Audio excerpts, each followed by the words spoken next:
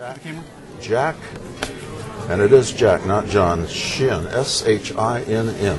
And what branch of the service were you in, sir? I was in the 13th Air Force of the Army Air Corps. Okay, and tell us about the nose art that you brought in. All right. Back when I first got into the Army, I was sent to Duquesne University in Pittsburgh.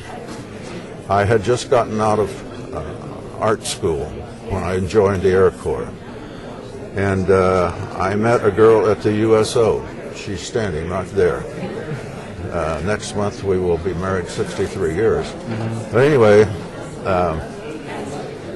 later on I got into B-24s, which are 4-engine bombers. They were the most that was ever made. There are 18,000 of them. But anyway,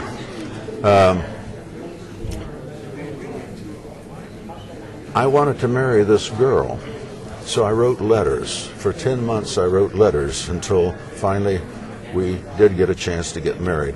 Then I found out I was going to fly a radar ship because I was at Langley Air Force Base studying radar.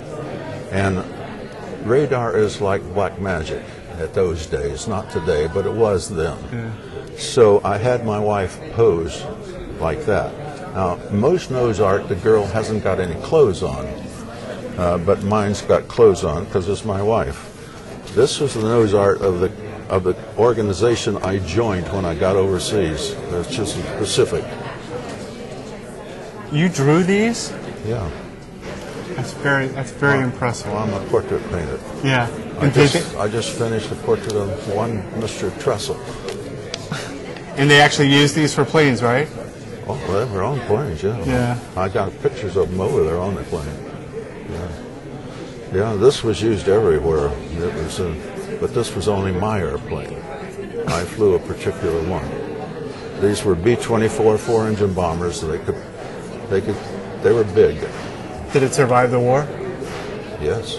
Good for you. Where's the plane now? After the war, the United States decided to give away their airplanes to other countries that were not mad at us. They weren't crazy. They did not give away any fighters, and they did not give away any bombers. Yeah. So we flew them back to the United States. I landed in California. Some other crew got into it and flew it to another place out in the desert where they chopped them up. There was 18,188 of these airplanes made. There's only 3 left. I was recently at Dulles, and in Dulles they have a museum, and it's full of warbirds. The only thing that isn't there is this airplane, this B-24. Yeah. And I asked them why, and they said, well, you can't find any. They cut them all up. And the ones you can find cost so much money we can't afford it. The United States government can't afford it. That's a shame. Find an airplane. Well, okay. Can you tell me briefly about this jacket? Yes, the Army gave me a jacket when I started flying. I didn't like it, so I went out and bought my own jacket. And so I painted all this stuff on it overseas. Now this is almost a joke, but back in the old movie days, whenever you saw a magician, old black magic, a magician, he always had a book, and on the book was a skull, and on the skull was a candle. That's the joke. Yeah. This is the organization I was in. That's the airplane on the back.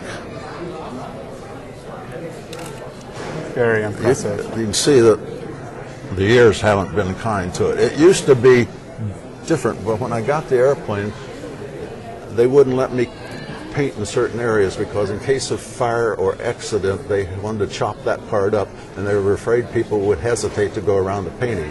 Yeah. So I had to realign the words. And I'm assuming you did all the art for this too? Yeah, about half of the guys that were in the Pacific. I did lots of stuff like that. You know, you don't fly all the time. You sit around looking stupid most of the time. There are 3 squadrons within a group. This was my squadron, 31st Bomb Squadron. This was a different one that was there, and this was the 3rd one that was there, I believe. No, that's the Air Force. It was called the Jungle Air Force, and they weren't kidding. We lived in the jungle.